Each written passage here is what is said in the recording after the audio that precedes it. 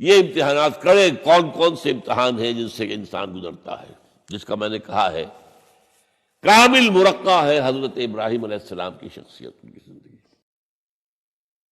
سب سے پہلا انسان کا امتحان جو ہے اس کے عقل کا، شعور کا،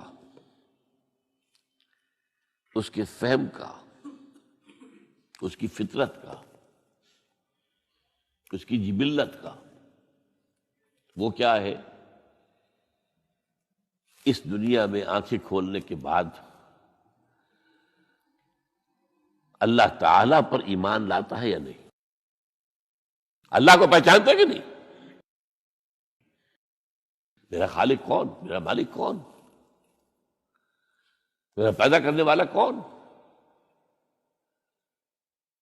کون میرا محبوب ہے؟ کون میرا مقصود ہے؟ کون میرا مطلوب ہے؟ کون میرا حاکم ہے؟ کون میرا آقا ہے؟ کون ہے قانون دینے والا؟ کون ہے ہدایت دینے والا؟ یہ پہچان لینا عقل و فطرت کا پہلا امتحان ہے جس سے انسان گزرتا ہے۔ اور ظاہر بات یہ امتحان جتنا کسی ماحول میں گمراہی، شرک، کفر کے تہ برتہ اندھیرے ہوں گے اتنا ہی امتحان سخت ہوگا۔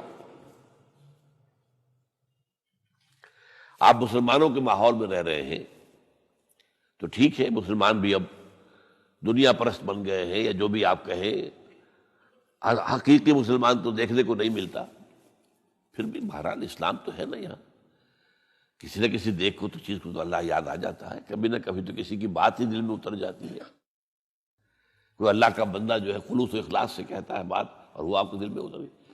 آپ ایسے معاشرے کا تصور کیجیے جہاں سرے سے ہدایت ہے ہی نہیں، کفر ہی کفر ہے، شرک ہی شرک ہے، باطل ہی باطل ہے، اس میں ایک شخص آنکھ کھولے اور پھر وہاں وہ خالق حقیقی کو پہچان لے، یہ ہے سب سے بڑی کامیابی۔ آپ کو معلوم ہے قرآن مجید میں سورہ انعام میں پورا قصہ بیان ہوا ہے، جس ماحول میں کہ حضرت ابراہیم نے آنکھ کھولی ہے وہ ماحول کون سا ہے؟ ہر طرح کا شرک وہاں پر انتہائی درجے میں موجود تھا، سورج اور چاند اور ستاروں کی پرستش، بتوں کی پرستش، اور سیاسی شرک۔ بادشاہ کہتا تھا میں خدا ہوں، نمرود جو دعویٰ تھا فرعون کا وہی اس کا تھا۔ کہیں سے کوئی توحید، کوئی اللہ کی بات، کوئی نیکی کی بات، کہیں کوئی روشنی، کوئی کرن اس معاشرے میں تھی؟ اس معاشرے میں خالص اللہ نے جو فطرت سلیمہ عطا کی تھی اور جو عقل سلیم عطا کیا تھا، اس کی روشنی میں سفر کرتے ہوئے ان تمام معبودوں کا انکار کر کے انی وجہت وجہی للذی فطر السماوات والارض حنیفا وانا من المشرکین، میں تمہارے ان معبودوں کو نہیں مانتا، میں ان کی نفی کرتا ہوں، ان سب کا باغی ہوں، یہ سب گمراہی ہے، میں نے اپنا رخ کر لیا ہے ہر طرف سے یکسو ہو کر اس ہستی کی طرف جو آسمان اور زمین کی خالق ہے۔ سورج کا بنانے والا، میں سورج کو نہیں پوچھتا، سورج کے بنانے والے کو پوچھتا ہوں۔ میں چاند کا پجاری نہیں ہوں، چاند کے خالق کا پجاری ہوں۔ یہ ستاروں کا میں پجاری نہیں ہوں، ستاروں کے پیدا کرنے والوں کا، کمالے کا میں پجاری ہوں، کائنات کا نہیں ہوں، کائنات کے خالق کا۔ انی وجہت وجہی للذی فطر السماوات والارض حنیفا وما انا من المشرکین۔ یہ پہلا امتحان ہے۔ دیکھیے اپنے اوپر قیاس نہ کیجیے، آپ جو اللہ نے پیدا کیا مسلمانوں کے گھر میں، آپ کے ایک کان میں پیدا ہوتے ہی اذان کہہ دی گئی، دوسرے میں اقامت کہہ دی گئی، آخر کہیں نہ کہیں تو کوئی اثر اس کا ہوتا ہوگا نا، تبھی تو، ورنہ یہ بے مقصد تو کام نہیں، اگر حضور سے مسنون ہے یہ، کیا پتہ ہمارے تحت الشعور کی کون سی ٹیپ جو ہے وہ اس وقت چل رہی ہو اور اس کے اوپر جو ہے یہ نقش ہو گئے، کچھ نہیں کہہ سکتے۔ لیکن وہاں جو کچھ بھی نہیں تھا، کفر ہی کفر، سیاسی شرک، مذہبی شرک، ستارہ پرستی کا شرک، بت پرستی کا شرک۔ اس میں ایک نوجوان سلیم الفطرت نوجوان، اس نے ان تمام سے رخ موڑ کر ایک اللہ کی ہستی کی طرف۔ اب آپ سوچئے دوسرا امتحان آتا ہے۔ اب حق پر پہنچ تو گئے، حق پر کھڑے رہنا آسان نہیں ہے۔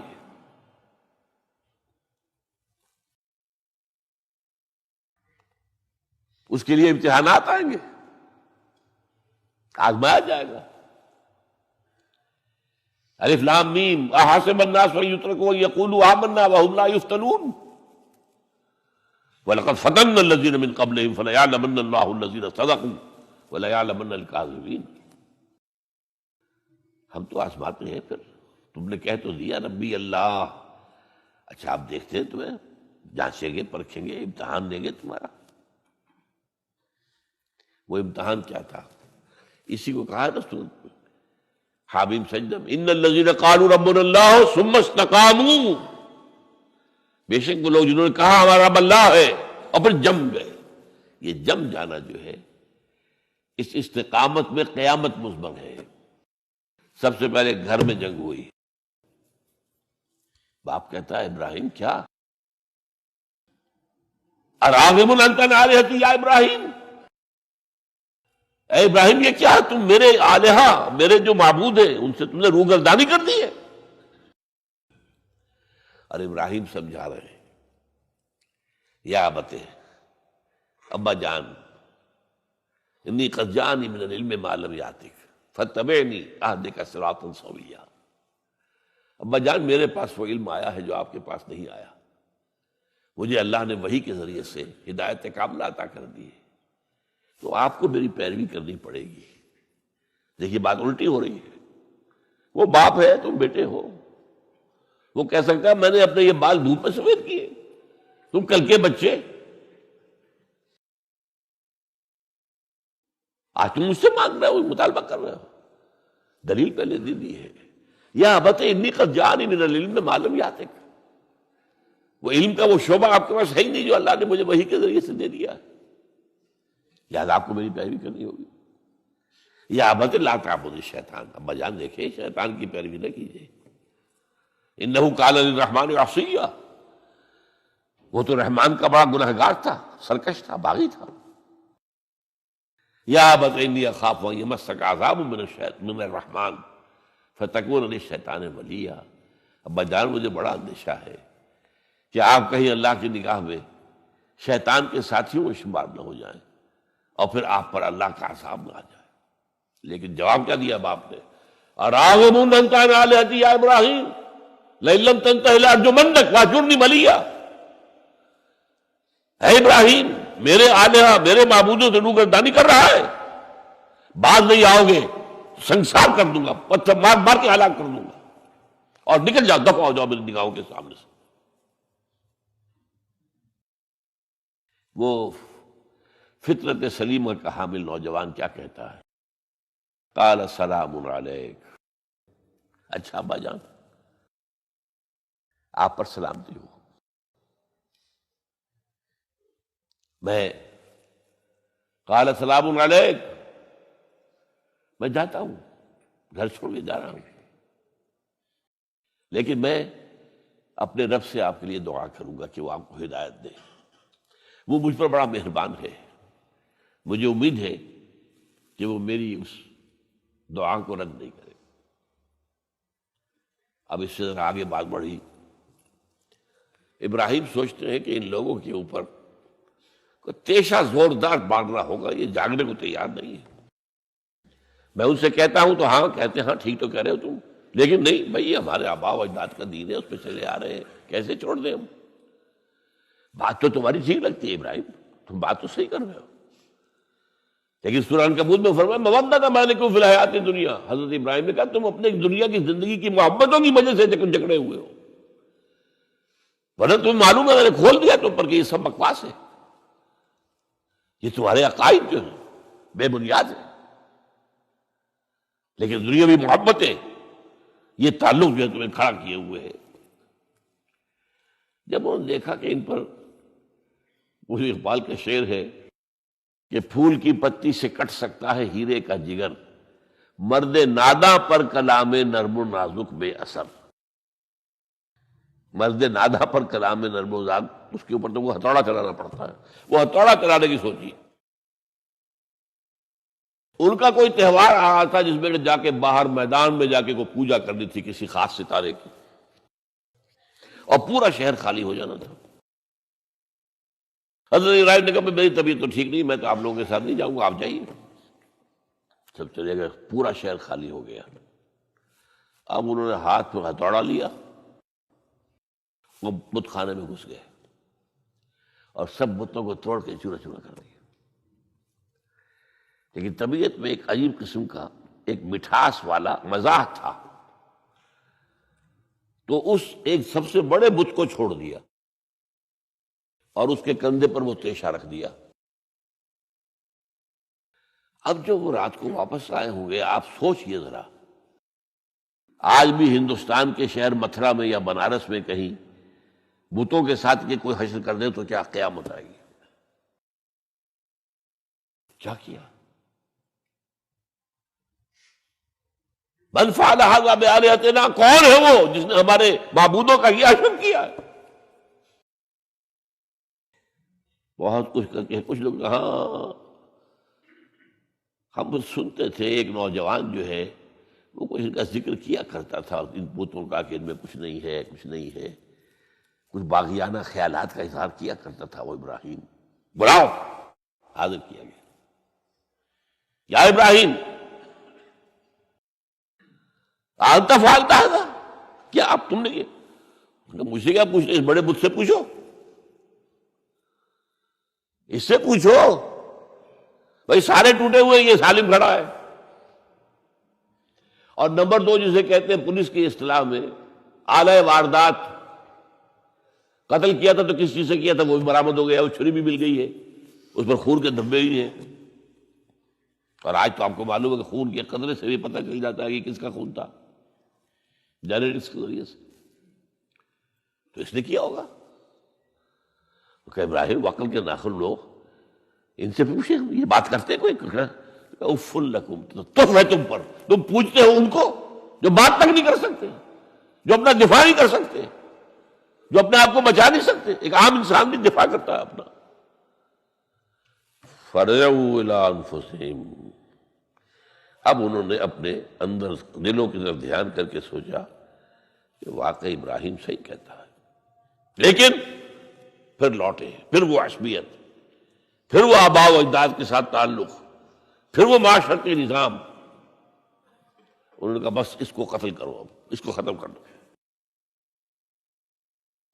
یہ اس کو فیس کرنا، آپ سوچ لیجیے یہ کتنے بڑے امتحان کی بات تھی، کتنے بڑے جگر کی بات تھی۔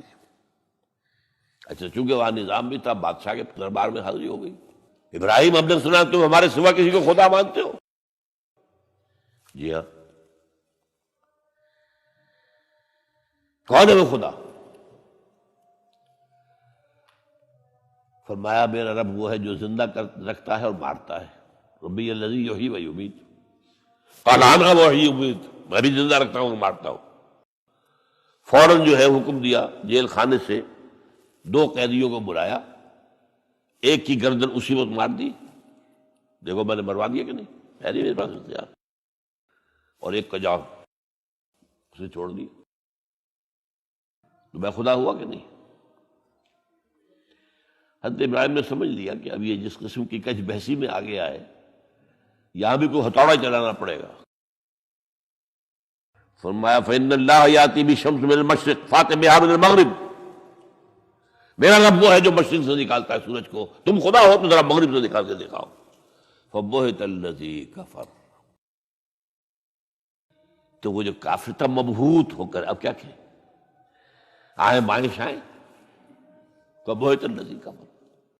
لیکن میں یہاں پہ جو زور دے رہا ہوں، آپ اس ہمت، اس قوت ارادی کا اندازہ کیجئے کہ جو ایک بڑے زبردست بادشاہ کے میں سامنے کھڑے ہو کر یہ بات کر رہا ہے، اور ڈٹ کر رہا ہے، آنکھوں میں آنکھیں ڈال کر رہا ہے۔ ان الذین قالوا ربنا اللہ ثم استقاموا تتنزل علیہم الملائکۃ الا تخافوا ولا تحزنوا وابشروا بالجنۃ التی کنتم توعدون. یہ کیفیت.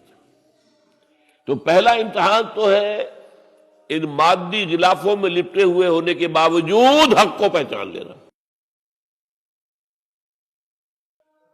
اس مادی کائنات میں گم نہ ہو جانا، اس سے ماورا، اس سے بلندتر ہو کر اس ہستی کو پہچاننا جس نے اس کو پیدا کیا.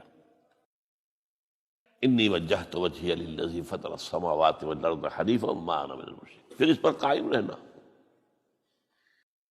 اور بڑے سے بڑا رزق لینا. آپ نے گھر سے نکال دیا، ٹھیک ہے چل جا رہا ہوں. قال السلام علیک ساستغفر لک ربی انہ کان بی حفیہ. موت کو فیس کیا ہے تو اس طرح کیا ہے. اور کیسا جواب دیا ہو، کیسا.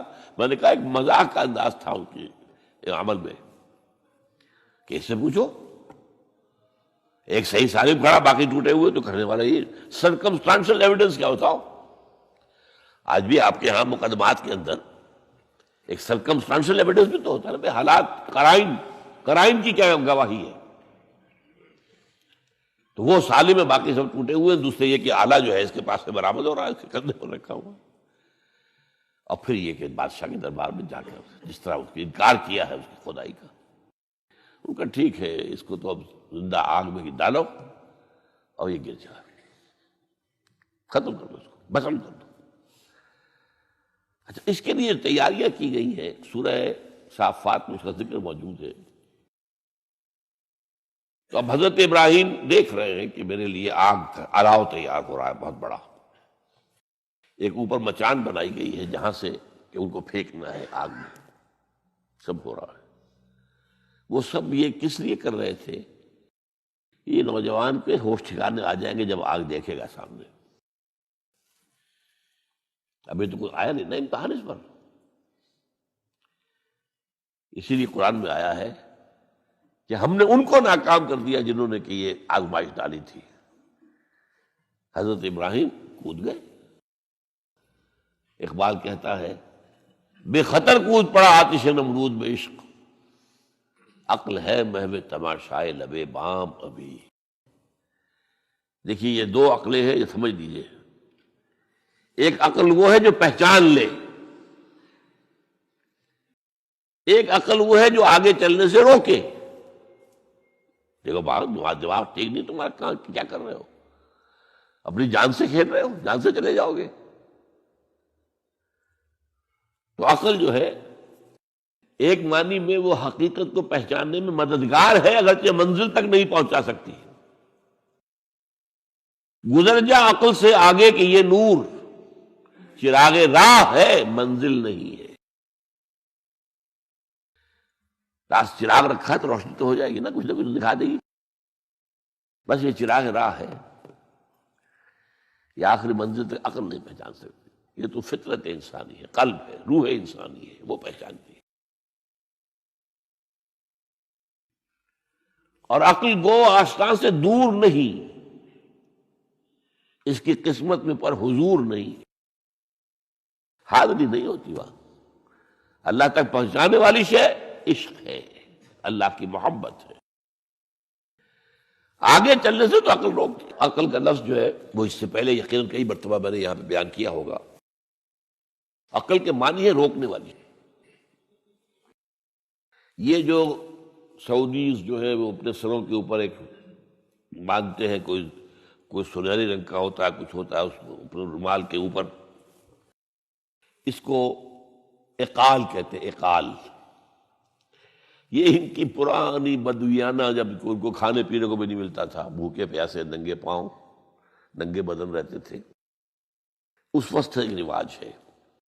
ان کی ساری زندگی جو ہے گھومتی تھی اونٹ کے گرد. اونٹی کا گوشت کھا لینا ہے، اونٹی کا دودھ پی لینا ہے، اونٹ کے اوپر سواری کر لینی ہے، اونٹ کی کھال سے جو ہے وہ خیمے بنا لینے ہیں، اونٹ کے بالوں سے اپنے لیے کوئی کمبل بنا. اونٹ ہی اونٹ تھا. جیسے ہمارے یہاں پنجاب میں جس علاقوں کو کہا جاتا ہے جو جانگلی علاقہ، وہ بھینس ہی بھینس تھی، بھینس کا کلچر تھا وہاں. بھینس کا دودھ پی لیا، بھینس کے مکھن سے کھا لیا، لسی سے نہا لیے، اور یہ ساری چیزیں جو ہے بھینس کا گوشت کھا لیا. بھینس ہی بھینس تھی. اور کیا تھا؟ یہ مج کلچر تھا یہاں کا سارا، یہ جو آپ کے ہاں جانگلی کہلاتے ہیں، یہ تو آباد کار آئے ہیں جلندھر سے، ہوشیارپور سے، گرداسپور سے، وہ آباد کاروں نے آ کے پھر یہاں پر جو ہے وہ ساری چیزیں بتائی ہیں، ورنہ یار کس کو جانتے، گڑ کی نہیں جانتے، گڑ کس بلا کا نام نہیں جانتے، چینی تو بہت دور کی بات ہے، گڑ نہیں جانتے۔ تو ان کا کیا معاملہ تھا؟ اونٹ ہے۔ اب اونٹ کا یہ ہے کہ جب بدو سواری کر کے جا رہا ہے، ایک جگہ پر اترا ہے، کچھ اسے پیشاب کرنا ہے، کچھ اور کرنا ہے، اب اس خطرے سے کہ کہیں اونٹ بھاگ نہ جائے، اس کے ایک گھٹنے کو ایک رسی سے باندھ دیتا تھا۔ اب 3 پاؤں رہ گئے، 3 پاؤں سے اچک تو سکتا ہے، وہ بھاگ تو نہیں سکتا، تو اچک کر وہ اگر کہیں آس پاس درخت ہے، کیکر کا درخت ہے، تو وہ ناشتہ کچھ کر لے، کھا لے، کوئی حرج نہیں ہے، ایک بھاگے نا۔ تو وہ جو رسی جس سے اونٹ باندھتے تھے، اس کا گھٹنا، وہ اب کیا ہوا، اب اسے جانا ہے سفر پر دوبارہ، وہ جائے گا، وہ رسی وہاں سے کھول کے سر پہ باندھ لے گا، کاٹ کے رسی کو۔ یہ اقال، اب وہ سنہری بھی ہوتے ہیں، کیا کیا خوبصورت ہوتے ہیں، لاکھوں روپے کا ہوتا ہے، لیکن تہذیبی پس منظر اس کا یہ ہے۔ اب ظاہر بات ہے کہ وہ تو لوگ، اس لیے حدیث میں یہ لفظ آیا ہے۔ ایک مرتبہ حضور مسجد نبی میں تشریف فرما تھے، باہر کوئی بدو آئے صحابی باہر سے، اور انہوں نے اپنے اونٹ کا یا اونٹنی کا گھٹنا نہیں باندھا، اسے ویسے ہی چھوڑ کے اندر آ گئے۔ حضور نے فرمایا تم نے اس کا گھٹنا کیوں نہیں باندھا؟ جواب دیا میں نے اللہ پر توکل کیا۔ فرمایا غلط، اعقلھا ثم توکل، پہلے اس کا گھٹنا باندھو پھر توکل کرو۔ وسائل کا استعمال ترک کر دینا توکل نہیں ہے۔ ہاں یہ سمجھو کہ وسائل کے ذریعے سے نہیں ہوگا، جو بھی کچھ ہوگا اللہ کے کیے سے ہوگا، لیکن وسائل کا استعمال تو کرنا ہے، وہ توکل اسلام میں نہیں ہے جو رہبانیت کا توکل ہے۔ بہرحال تو یہ اب جو ہے عقل جو ہے، اب اس وقت جو کہ بے خطر کود پڑا آتش نمرود میں عشق، عقل ہے محو تماشائے لبے بام، ابھی عقل تو وہیں پر کھڑی ہوئی سوچ رہی ہے کودنا چاہیے کہ نہیں کودنا چاہیے، اور ابراہیم کود بھی چکا۔ لوگ حیران رہے ہیں، لیکن اللہ نے اس آگ کو گل و گلزار بنا دیا۔ قلنا یا نار کونی بردن وسلام علی ابراہیم۔ اب آیا چوتھا امتحان کہہ لیجیے اس کو، یہ رسولوں کے باب میں اللہ کا قاعدہ ہے، اس قوم کی طرف کسی رسول کو بھیجیں، اگر وہ قتل کرنے پر آمادہ ہو جائے رسول کو، تو پھر وہاں سے ہجرت کی اجازت ہوتی ہے۔ جیسے حضور جب دارالندوا میں فیصلہ ہو گیا کہ اب قتل کر دو محمد کو صلی اللہ علیہ وسلم، اس سے پہلے یہ اندیشہ تھا جب تک کہ ابو طالب زندہ تھے کہ چچا سپورٹ پر ہے ابو طالب، اب بنو ہاشم کا وہ سردار ہے، تو یہ ہماری جو ہے ان فائٹنگ ہو جائے گی، ٹرائبل، انٹر ٹرائبل یا انٹرا ٹرائبل کہنا چاہیے، کہ قریش کے اندر ہی آپس میں جب ہم لڑ پڑیں گے تو ہماری جو دھاک بیٹھی ہوئی ہے پورے عرب میں وہ تو ختم ہو جائے گی۔ A house divided amongst itself can understand۔ یہ وہ چیز تھی جو ابھی تک ان کے ہاتھ روکے ہوئے تھی۔ اب ابو طالب مر گئے، اب جو سردار ہے بنو ہاشم کا وہ ابو لہب ہے، وہ حضور کا وزیر سب سے بڑا دشمن ہے، لہذا فیصلہ ہو گیا۔ تب آپ گئے ہیں طائف، اور وہاں سے بھی ناکام آئے ہیں۔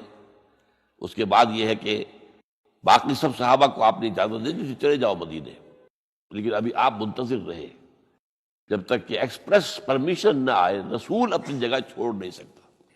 بہرحال یہ ایک علیحدہ معاملہ ہے کہ اس میں تھوڑی سی خطا ہو گئی تھی حضرت یونس علیہ السلام کے ساتھ، کہ وہ اپنی قوم کے اس رویے سے دل برداشتہ ہو کر غصے کے اندر بھرے ہوئے، یہ ماننے والے نہیں، ناہنجار لوگ چھوڑ کر چلے گئے، اگرچہ اللہ کی اجازت ابھی نہیں آئی تھی۔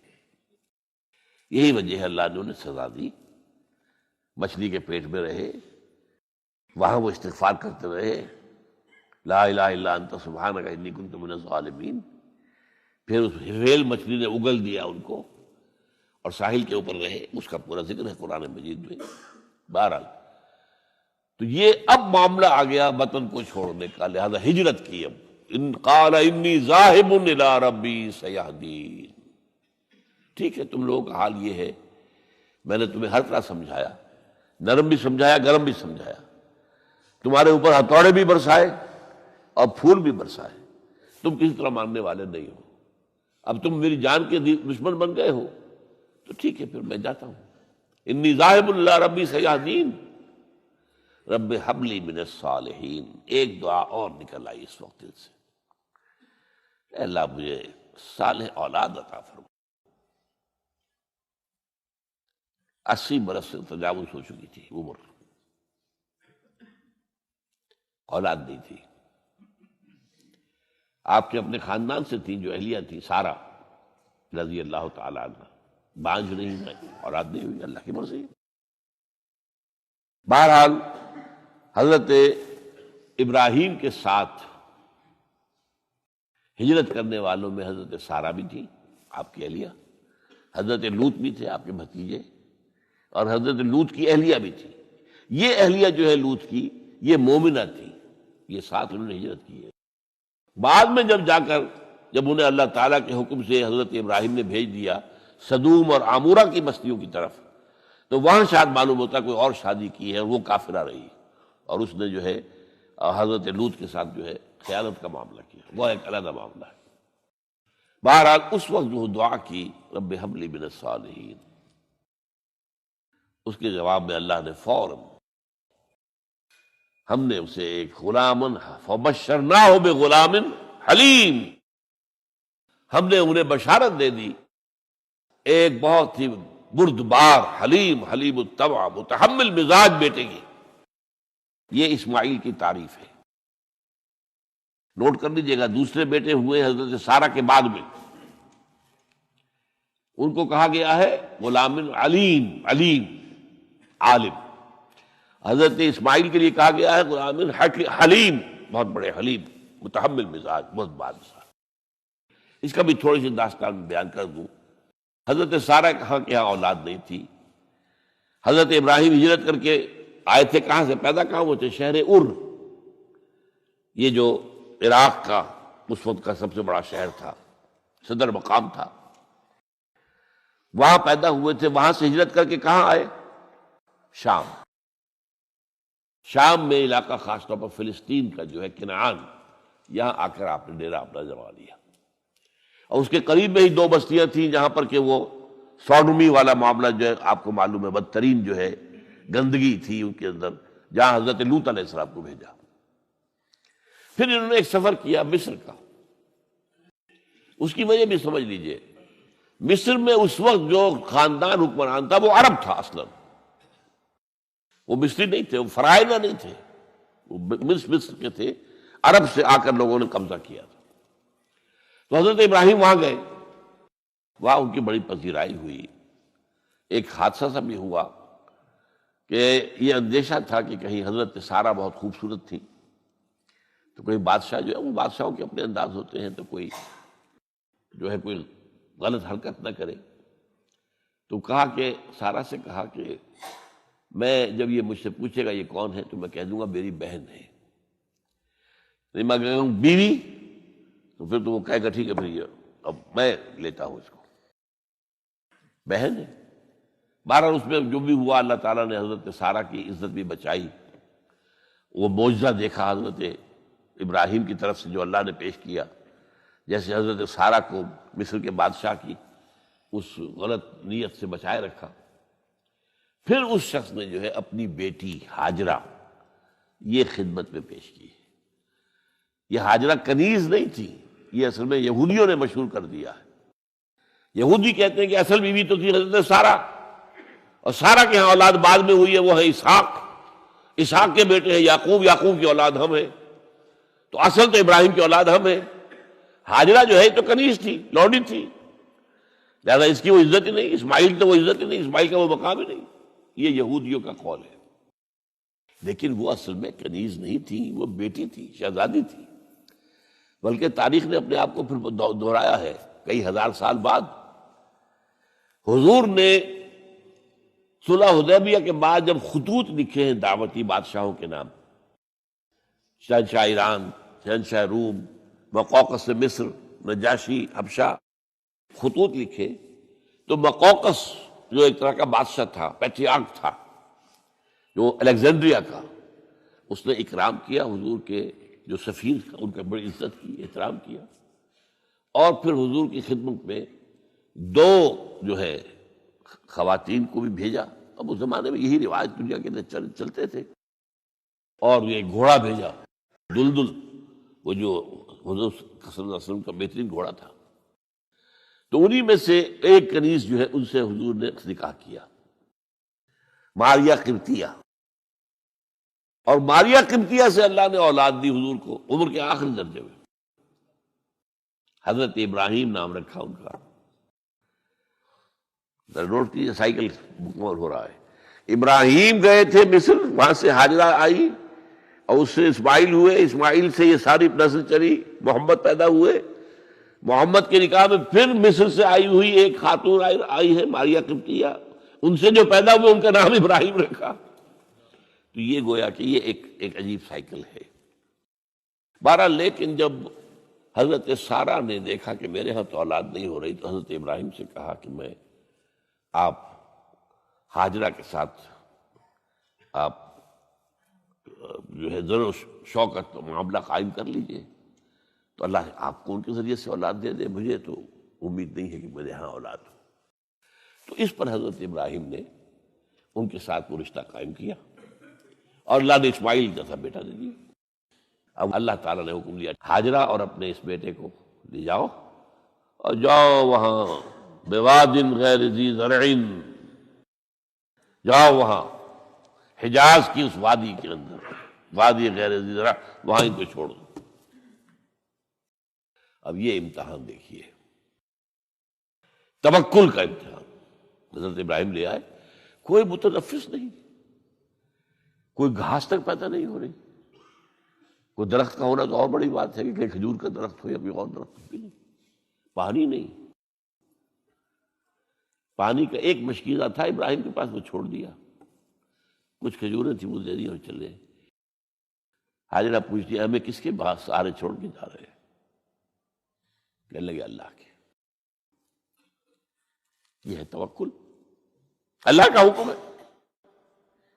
دعائیں مانگ مانگ کر رب ہب لی من الصالحین فبشرناہ بغلام حلیم.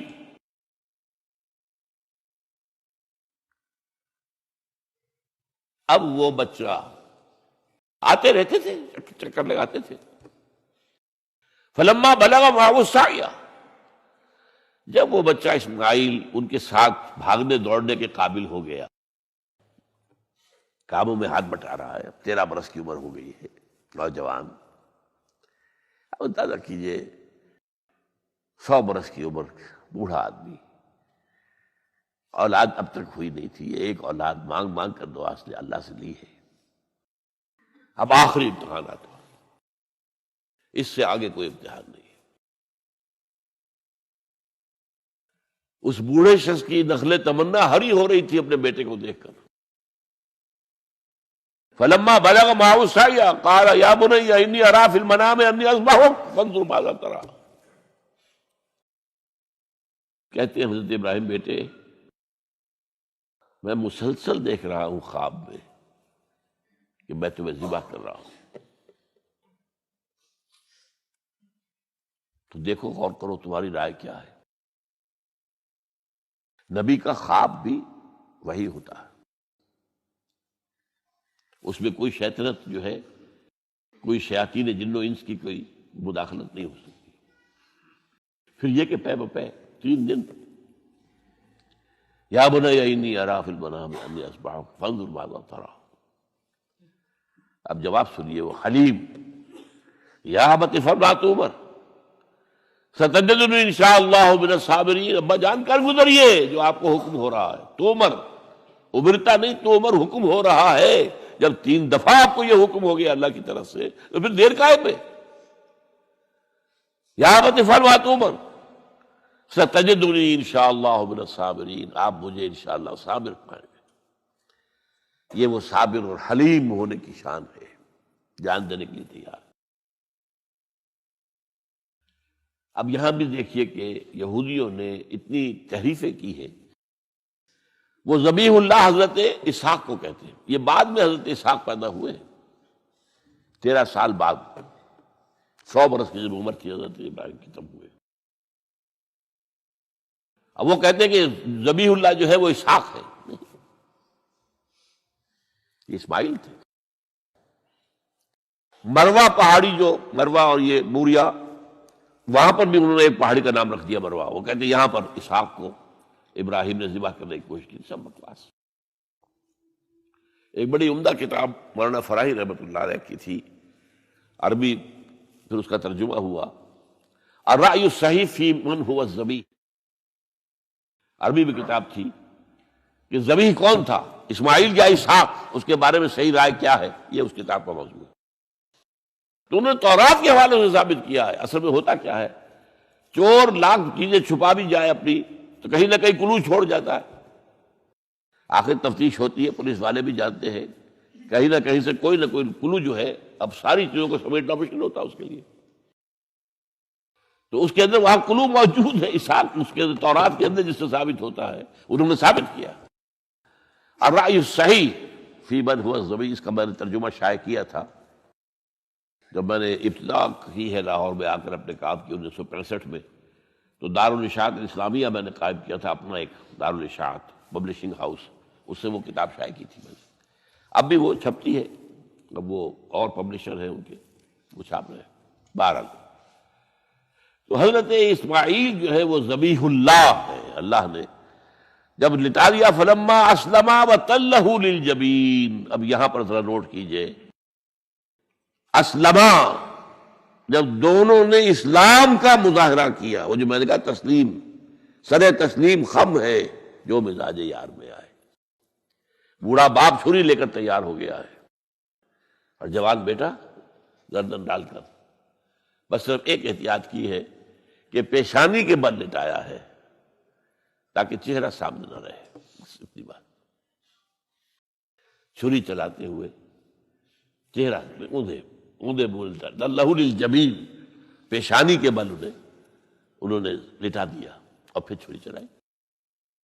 لیکن اللہ نے پکار کر کہا، یا ابراہیم قد صدقت الرؤیا انا کذالک نجزی المحسنین۔ اے ابراہیم بس تم نے اپنا خواب پورا کر دیا۔ میں نے آج سے بہت پہلے مضمون لکھا تھا اس پر، تو میں نے کہا تھا جس کا امتحان لیا جا رہا تھا وہ فیل نہیں ہوا، ممتحن کو بس کرنی پڑی ہے، اللہ کو بس بس بس۔ ان ھذا لھو البلاء المبین۔ اے ابراہیم واقعتاً یہ بہت بڑی آزمائش تھی، اس میں تم پورے اتر گئے ہو۔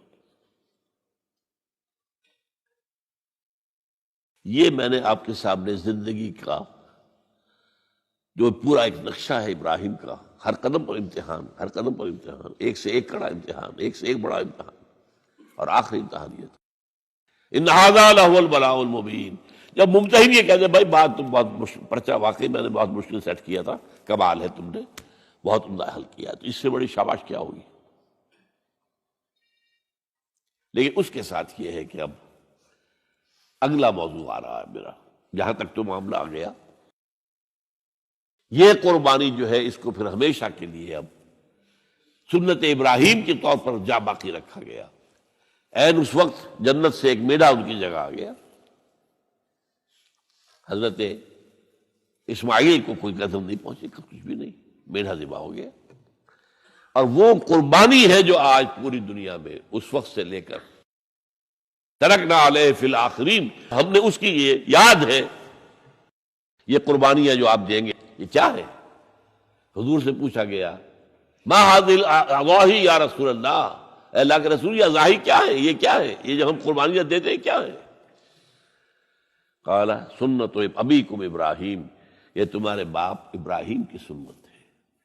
اس کو زندہ رکھا ہے اللہ نے، ان کے اس امتحان کی کامیابی کو، اس کا جشن منایا جا رہا ہے ہر سال، لاکھوں کا کروڑوں جانور جو ہے اللہ کے نام پر ذبح ہو رہے ہیں۔ یہ وہ اسماعیل کی قربانی کا جو ہے یہ جشن ہے جو منایا جا رہا ہے۔ البتہ یہاں میں ایک بات کہہ دوں، علامہ اقبال نے ایک شعر میں شاعرانہ ایک ہوتا نا تصور، ایک اس میں ایک بات کہی ہے جو میرے خیال میں مناسب نہیں ہے۔ شعر تو بہت اچھا ہے، غریب و سادہ و عجیب، غریب و سادہ و رنگی ہے داستان حرم، نہایت اس کی حسین ابتدا ہے اسماعیل۔ یہ بہت سے لوگوں کو بہت شعر پسند آتا ہے، خصوصاً شیعہ بھائیوں کو تو بہت ہی پسند آئے گا، کہ وہ جو قربانی اسماعیل کی ہو رہی تھی اور نہیں ہوئی تھی، وہ قربانی ہے جو حسین کی ہوئی ہے کربلا کے اندر۔ تو غریب و سادہ و رنگی ہے داستان حرم، نہایت اس کی حسین، ابتدا ہے اسماعیل۔ میں کہتا ہوں اس میں تو کوئی چیز جوڑ کھانے والی ہے ہی نہیں۔ اسماعیل کو ذبح کرنے والے کون تھے؟ رسول، امام الناس، خلیل اللہ، ابو الانبیاء، اور حسین کو ذبح کرنے والے کوفی، یزیدی، زیادی۔ نمبر 2، اسماعیل تو ذبح نہیں ہوئے، حسین تو ذبح ہو گئے، کیا مناسبت ہے؟ نمبر 3، حضرت اسماعیل نے تو خود ہی گردن ڈال دی تھی، حضرت حسین تو لڑتے ہوئے ماشاءاللہ بہادری کے ساتھ لڑتے ہوئے جان دیے انہوں نے ایسے تو نہیں گردن ڈال دی تھی۔ تو کوئی مناسبت نہیں ہے، تو کوئی نہ کوئی تو مناسبت ہونی چاہیے نا۔ تو اس کی میں نے ترمیم کی ہے ایک، اور علامہ اقبال سے جب اگر اللہ نے آخرت میں ملاقات کرائی تو بتاؤں گا، وہ بھی شاید مان لیں گے میری بات کو، کہ غریب و سادہ اور رنگی ہے داستان حرم، نہایت اس کی ہے عثمان، ابتدا حابیل۔ یہ حابیل اور قابیل دو بھائیوں کا معاملہ ہوا تھا، دونوں نے قربانی پیش کی، قابیل کی اللہ نے قبول نہیں کی، حابیل کی کر لی۔ غصے میں بھرا ہوا قابیل نے کہا میں تمہیں مار دوں گا، ہلاک کر دوں گا۔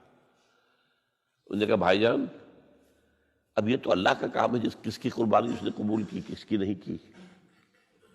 اللہ تو قبول کرتا ہے متقیوں سے، باقی اگر آپ اپنا ہاتھ اٹھائیں گے مجھے قتل کرنے کے لیے، میں اپنا ہاتھ نہیں اٹھاؤں گا۔ میں تو یہ چاہوں گا کہ آپ اپنے گناہ کا بوجھ بھی لے جائیں، میرے گناہ کا بوجھ بھی آپ ہی لے جائیں۔ مجھے قتل کریں گے مظلوم حالت میں تو میرے سارے گناہ بھی آپ کے کھاتے میں پڑ جائیں گے، تو میں تو کامیابی اسی کو سمجھتا ہوں۔ یہ تو آدم کے 2 بیٹوں کا معاملہ ہو رہا ہے کہ نہیں، یہی تو معاملہ ہوا حضرت عثمان کے ساتھ۔ لاکھوں مربع میل کی حکومت تھی ان کی، لاکھوں فوجی موجود تھے، یہ جو تھے گنتی کے چند لوگ آ گئے تھے، شریف عبداللہ ابن سبا کے پیروکار، وہ تو اجازت اگر دیتے تھے، شام سے مصر سے فوج تیار کھڑی ہے اور اجازت مانگ رہی ہے کہ آپ اجازت دیجیے ہم آئیں، ان کا قلعہ کعبہ نہیں، اجازت نہیں دے، نہیں۔ اتنی بڑی بات ہے یہ کہ حضرت عثمان کہتے ہیں کہ میں کسی کلمہ گو کا کے خون سے اپنا ہاتھ رنگنا نہیں چاہتا۔ یہ کچھ بھی ہے، کلمہ گو تو ہے، اپنی جان بچانے کے لیے کلمہ گو کی جان لے لوں، جب یہ مجھے مار دیں گے پھر تم ان سے قصاص لینا، یہ پھر تمہارا کام ہوگا، میرا مجھ سے کوئی تعلق نہیں۔ تو وہ ہے کہ جو اصل میں جن کو پھر شہید کیا گیا، اور قابیل نے حابیل کو شہید کیا، تو یہ تو مناسبت ہوئی نا۔ تو جس طریقے سے اس نے کہہ دیا تھا حابیل نے کہ بھائی جان میں تو ہاتھ نہیں اٹھاؤں گا، آپ جو مرضی کیجیے، اسی طرح حضرت عثمان نے کہا میں ہاتھ نہیں اٹھاؤں گا، میں کلمہ گو کا کسی کا خون اپنے گردن پر نہیں لینا چاہتا۔ ہاں یہ جب مجھے قتل کر دیں گے پھر تم قصاص دے دینا، یہ الزا بات ہے۔ تو میں نے اس شعر کو یوں کیا ہے، اب غریب و سادہ و رنگی ہے داستان حرم، پہلا مصرع تو یوں کا تو ہے، نہایت اس کی ہے عثمان، ابتدا حابیل۔ حضرت اسماعیل تو ہوئے ہی نہیں نہ شہید ہوئے نہ ذبح ہوئے، وہ تو ہوئے ہی نہیں، واقع نہیں، وہ تو ایک امتحان تھا جو اللہ نے لیا اور چھری نے کاٹا ہی نہیں۔